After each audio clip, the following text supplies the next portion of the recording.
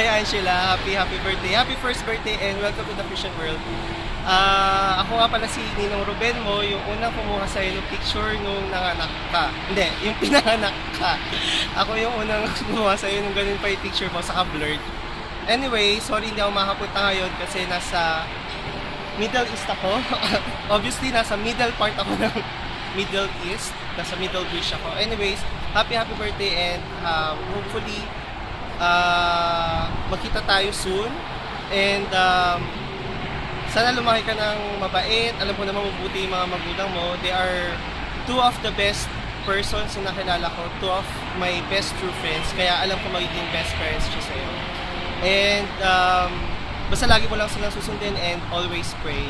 Pagtanda mo, makikita mo tong picture na to. Hindi na ganito yung tsura ko. Anyways, for you guys, Wens and Andeng, thanks for the friendship and lagi nyo alagaan sa Angela. Gawa na ba kayo ng second baby? Yun. So, lagi na lang kayong mag-iingat dyan and I love you guys. See you soon. Very soon. Bye-bye.